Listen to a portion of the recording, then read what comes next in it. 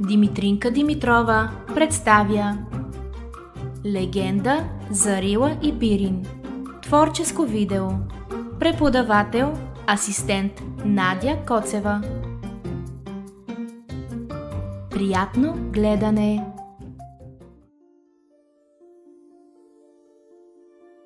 Някога, много отдавна, живяла красива девойка, която се казвала Рилка.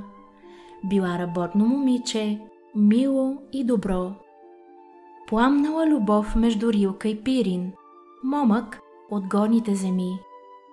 Рилкините родители обаче не давали хубавата си дъщеря на младежа. И как да я дадат?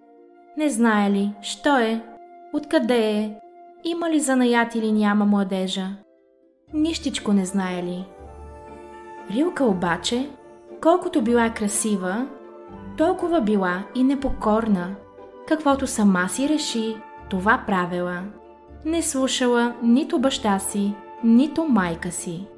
Решили младите и се оженили. Без сватба и тържества, без шум и свирни, без сватове и родителска благословия. Оженили се и избягали далеч, да не ги удумват хората, да не ги виждат родителите им.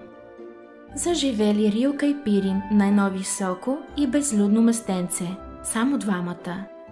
Създали свой дом, а след време им се родили две прекрасни дечица – момче и момиче. Момчето кръстили Искър, а момичето – Места. Пирин ходел на лов, а Рилка си гледала къщата и се грижала за децата. Минавали дните, а децата растели като гъби, но колкото по-големи растели, толкова по-палави ставали. Играели, карали се и се биели, къде на шега, къде на истина. Рилка не можела да ги окрути и молела Пирин да им продума бащина дума, да се стреснат, та да се окрутят. Пирин обаче не чувал какво му казва невястата му. Той се грижал да изхранва семейството си и от другото не се вълнувал.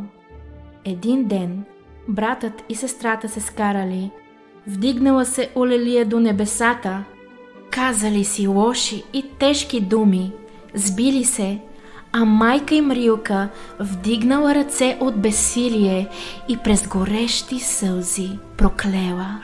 Да даде Господ да се разделите и да не се видите вече.